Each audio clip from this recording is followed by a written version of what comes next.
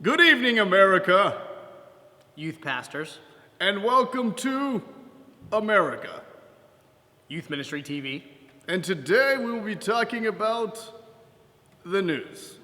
or how to have hard conversations with students. What's the difference between what I said and you said? Nothing. It's all exactly the same. Instant romance. Instant romance.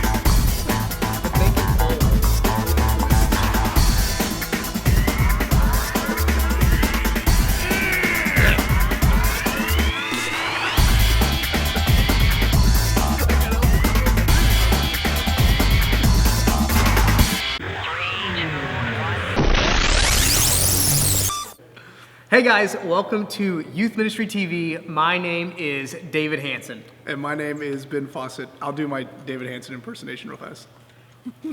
Hey guys, why are you making fun of me, bro? Well, you're just reaching out to hug him because he loves you guys. Let's give them a hug right now. It's a digital hug. How do you? Ready? Come on. You gotta turn the head though. If you don't turn the head, it's awkward.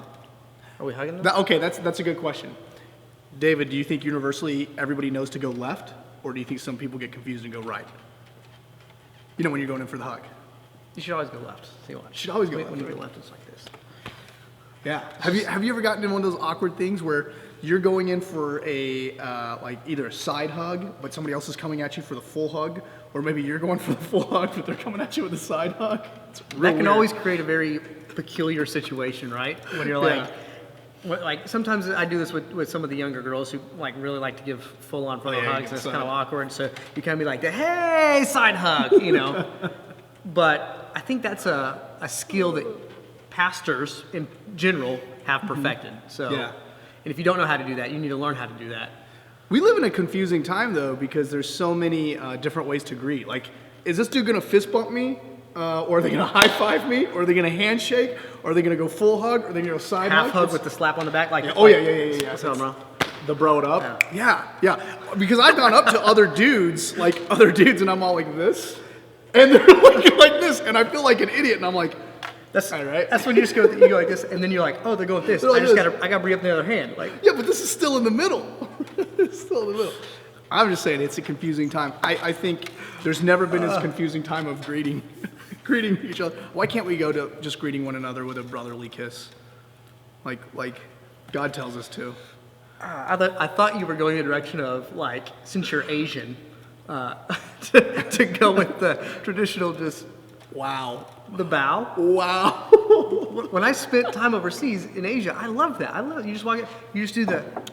See what's going on here? He thinks because he went overseas now he's Asian himself. I know your culture now. He knows everything about my culture and all my people. Your people. My You're people, my halvesy. people. You don't even count. You're They're my halvesy. people, bro. If you didn't know, he's half Japanese. Yeah, I know you yeah. can't tell because he looks like a whitey, but he's half Japanese. It's true. It's true. They're half my peep, but I just count them as my whole entire peep. Wow, okay. Thank you guys for watching the show today. That's it. We hope you have a wonderful day. No, today we are talking about how to have hard conversations with students, right? Yeah, nobody wants to have those. No, we like to avoid them. Rule number one of being a youth pastor, avoid hard conversations whenever possible. Yeah, we without giving you guys any details, just so you guys know, we're about to have a hard conversation with like 4 students potentially. Oh, man. Yeah, and we don't want to get into details because that'll just sidetrack everything. But we were already planning on talking about this, and then something came to light. Yeah, when we're making a list of things that we're going to talk about in podcast episodes, Youth Ministry TV episodes, then something comes up that literally meets one of the things that we have listed to talk about. It's crazy. So we have it's to have insane. potentially a hard conversation with students, and then we were also going to talk about having a hard conversation with leaders and their parents. Their Literally, parents. and the situation we're about to walk in through means we're going to have tough conversations with students, with the leaders, and leaders. then with the parents. And so The trifecta. there could if not you be would. a better time for us to be processing through this. We could be terrible at it. So there's a good chance you should listen to nothing that we say until after we have this conversation. Hey, luckily we've had hard conversations with students, leaders, and parents before. You have? No. I shovel all the, like, if a parent comes to me and they have to have something said, I'm like, dude, David will see you now. I shovel all of that to you. That's something that is reserved for the head of ministry. That's always fun for you. Okay, let's give them something valuable to Everything we've actually said is hear. valuable, but yes. Okay, so talking about how to have hard conversations with students, and specifically when you have to call out a student on Yeah. some garbage. And so I don't know if you've ever been in a situation, maybe a student does something, maybe they post something on social media. Oh my gosh. Maybe they, you know that they're in an unhealthy relationship with the opposite sex, anything like that. Went to a party over Went the to a party over the weekend. weekend. You hear about the repercussions of that. Maybe they're one of the leaders in your student ministry. Any of these things Being that a could, bully, gossiping, the list goes on. yeah, the list goes on. So maybe there's a student in your ministry that does this. How do you approach them, confront them in a way that honors God? Yes, this is always the one that we want to say. We want to talk with them, not just talk to them, right? We want to engage them into that conversation. Every single moment we have is a teaching moment, and so we just want to teach through all things. And I think one of the big gaps between students and adults is adults typically just when a young person messes up, just want to lecture them or discipline them or it rage works. out on It them. works, right? Yeah. Sit them down, tell them how horrible they are, Yeah. how poor of a decision they've made. Yeah, why would you do that? I would have never done that when I was your I didn't do age. that when I was a kid. Yeah, and so my nephews live with me, and so I've had to get really good at talking with them, not talking just at them, but talking with them. And so for me, I always identify like exactly what I want to say to them. Like what is the reason why we're here? And let me identify that reason immediately. You know, not a lot of fluff. Like, hey, I want to talk to you because you posted this picture on social media, or I heard you were at this party, or any of those things, and we want to give them the what, so that they can then respond to us, right? Give them a chance to explain. Like, hey, can you tell me a little bit about that? Because it could be rumor. Yeah, absolutely. Could be. We don't always have evidence, hard evidence. And if you remember back to when you were a child, whenever your parents came out in a very accusatory manner, Yeah. when they come up, what are you talking about? And you can tell they're already like on fire and angry. Oh, yeah. You respond in kind, don't you? Like Yeah. if someone You comes just to shut you down. and attacks Like you, this, "Ugh." students either like, you don't understand me, like slam the door, Yeah. or two, they're like, you don't know anything, you don't know me, you don't know what I'm going through, and they Yeah. respond to your You're just anger. old. You'll never understand. What it means You to don't be get young. me. And they respond fire with fire, right? Yeah. And so how do you begin to open dialogue? We're different because we're not parents. Yes. How do we begin to open dialogue with students that helps them understand, hey, this is a dialogue. This is a Yes. conversation that we're having. Yes. It's not us coming at you, Angry. putting you in the hot seat, gonna tie you to a stake and burn you. Yeah. And I think if you are a parent, this is a good thing. Start, communicating with your kid. Identify the what. Let them explain. At least give them a chance to either explain what happened or to defend themselves. Hey, this never happened, and those type of things. And then you want to move on to the why or the effect. And this is really where I think you can pour the love into, right? Even if there's like anger around this, you're just upset or frustrated. I still think the why is how you pour the love into it, which is you need to first and foremost understand that this type of behavior is detrimental to you in these type of ways, or just really letting them know like this is not reflective of Jesus Christ in your life. Just really laying out to them the effect that their action has brought about. And we're not talking about the punishment, we're not talking about the discipline, we're talking about the bad harm to them that happens through that, right? Very good. Very good. And so identify that why and pour that love into them. This is why I'm talking to you about this, because I love you, I care for you, and this is what this leads to. This is what this could result in your life. That's good. And then I think you want to end with the direction, right? Encouraging direction. That doesn't mean that it's just like a pat on their back. Conviction can be encouraging, but just basically the direction, which is basically this is where we're headed now. Because you have done this, the repercussion is as such. But let's do this to help you out. Let's do this to help you find restoration, to help you find healing, to help you learn from this mistake. Okay. Yeah, absolutely. And so that's helpful for not only parents, but youth workers, youth pastors, anyone who deals with teenagers, understanding how to start with the why. What happened? Why did you do that? Yeah. What are the repercussions of that? Yeah. For your life, not even from the repercussions from me, but the repercussions either legally, life. spiritually, emotionally, physically, any of these things, right? Yeah. What are the repercussions, and then what are my expectations now? Yeah, Those might be repercussions, correction, instruction, how do we move forward from here? Yeah, definitely giving direction, because I find like there's a lot of sometimes just all outrage or frustration poured out. And the nice thing about this, hitting the what and the effect and the direction, is you're going to give the student natural time to dialogue back. You know, they're going to get time to absorb and understand what's going on. Yeah, and I think this goes without saying, whether you're dealing with a student, a leader, or a parent, don't react in the moment. Give yourself some distance, right? I mean, I'm already somebody that struggles with tact, so I need to distance myself from that emotion as much as possible. Yeah, that's good. All right, so that's how you deal with difficult students, right? Yeah. How to have hard conversations with students. So it becomes completely different when you're having a hard conversation with a leader. And this is where it should come from you. It should come from the head of your ministry. This is true. This is true. And so what we've learned over the years is that when it comes to student ministry, really any ministry, when you have to have a difficult conversation with either a parent or a leader, the ministry needs to be unified. So this looks like a couple things. One, if a small group leader has a problem with a parent or sees something, they need to bring it to the youth pastor. Don't try and fix that themselves and approach the parent themselves, but get the youth pastor on board. Then as a youth pastor, as a youth worker, then you must decide, is this something that I even need to go further up the chain for? Yeah. Do I need to get my pastor, the head pastor, executive pastor, whoever that is, on board with this conversation as well, so that I'm not putting myself in jeopardy, I'm not putting myself out there in a manner that shouldn't happen? Am I doing something that's above my pay grade? It's the cover your rear end. Yeah. Cover your rear end. Cover your rear end, okay? Teach your small group of leaders to this so that they have to talk with a parent, or if they have to talk with another leader, they know to come approach you as a ministry head. And then you can decide as a ministry head, do I need to even go above my pay grade to an executive pastor, senior pastor, to bring them in on this conversation? So inevitably, hard conversations with leaders are going to happen. Yeah, and again, just to reiterate what he's saying, it needs to happen with a unified front, but being delivered by the head of the ministry. And some of you guys might be watching this and being like, that's easy because I'm the only one here.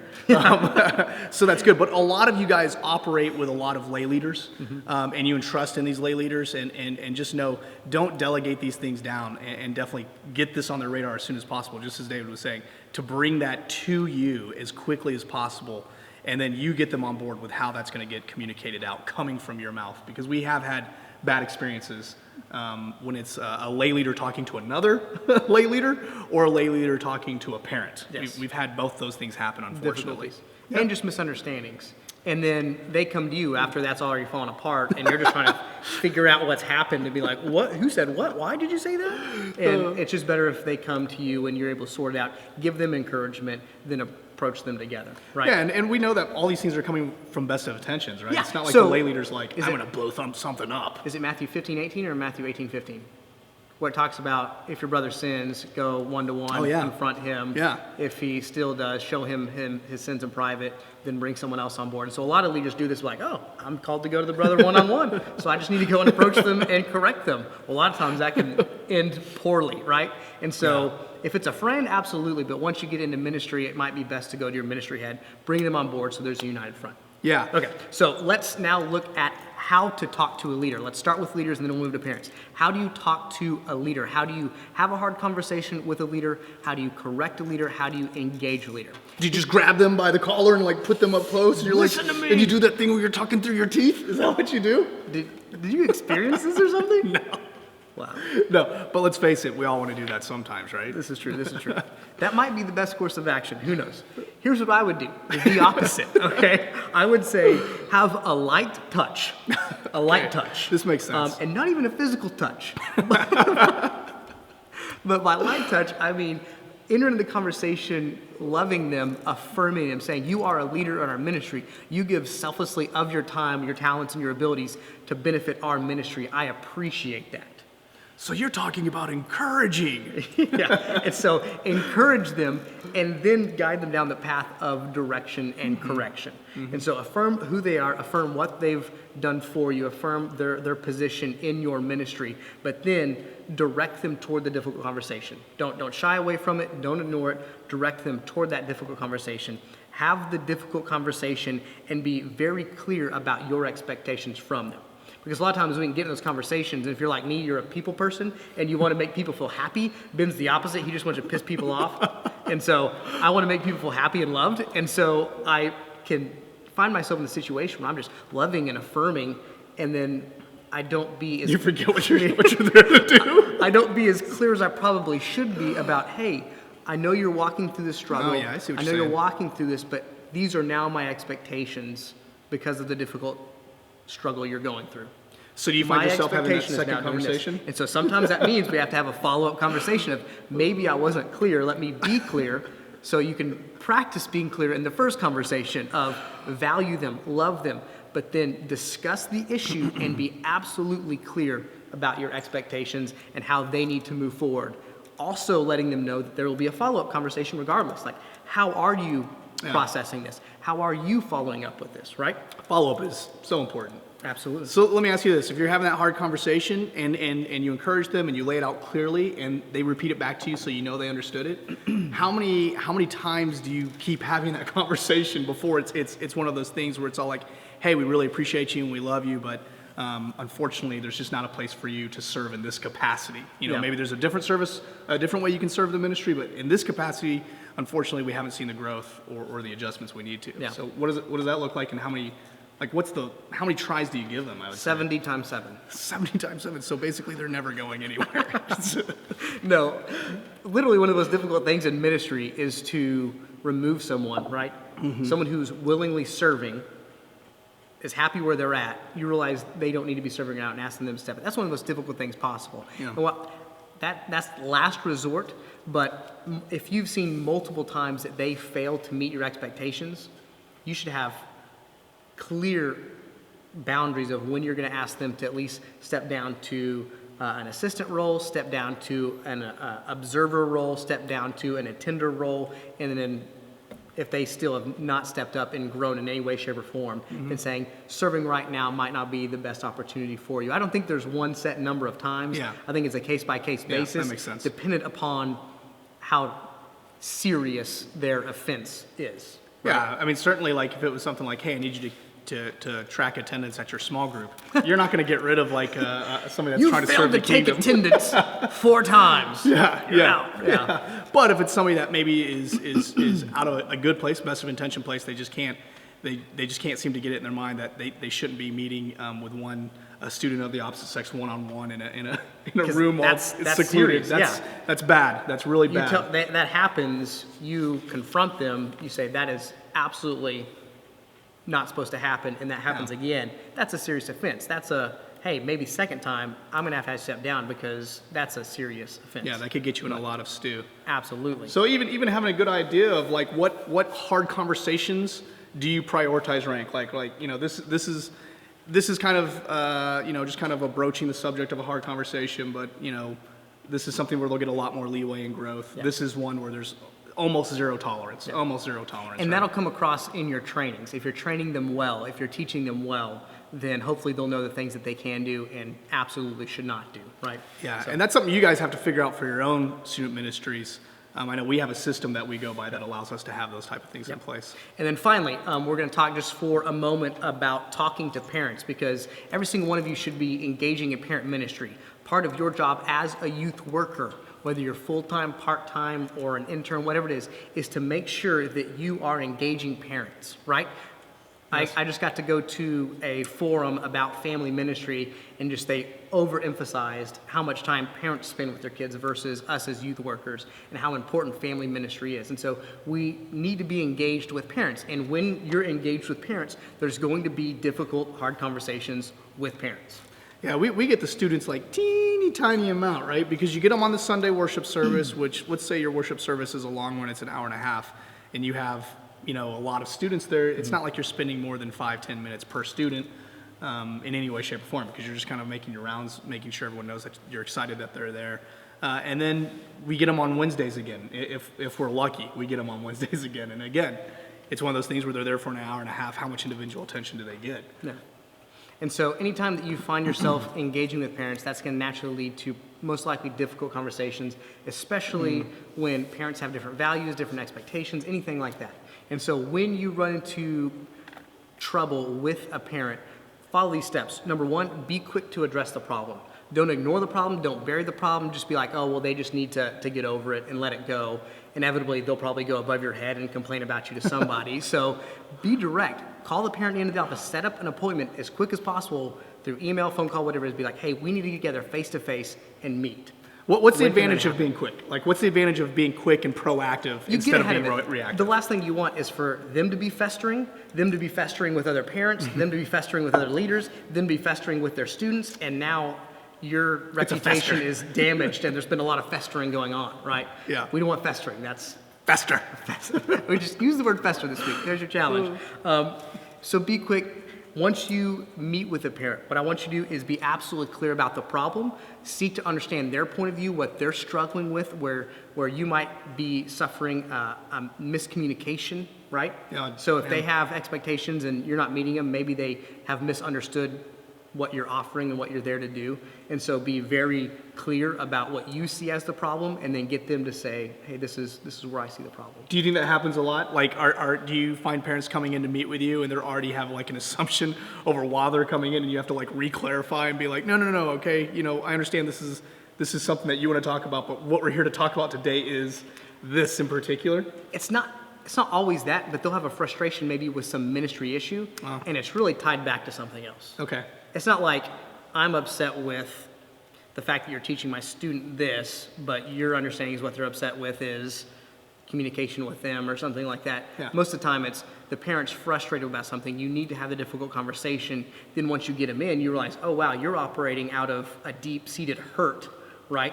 A deep misunderstanding in your own heart. And so that's really the issue, and it's manifesting itself with your frustration with me, right? Yeah. So Yeah. That's good. Yeah. So go ahead and clarify it, get on the same page so you can have good communication. So be quick, be clear in identifying the problem, and then finally be quick to offer a solution at what you see as the best course of action. Go into that meeting prepared with what you see as the best course of action. Let them know that you've notified people up the food chain in your church that, hey, I'm having this conversation with you. I know it's a difficult one. I know it's not one we don't want to have, but our pastor knows about it. He's willing to talk with you about this as well if you feel like you need to talk to him. And when you do that, you kind of disarm them from, well, I'm going to go tell Pastor so-and-so about what you said to me, and I can't believe you would say that to me, and letting them know that. So It sounds like there's some good general rules just to take apply to everything, right? Absolutely. Be proactive, be clear about what you're communicating, and offer a solution or an action plan or some direction. absolutely. All righty, we hope you take these and run with them. Thank you so much for joining us on Youth Ministry TV, brought to you by the Youth Ministry Blog. Hope you guys have a wonderful, wonderful week. Adios, amigos.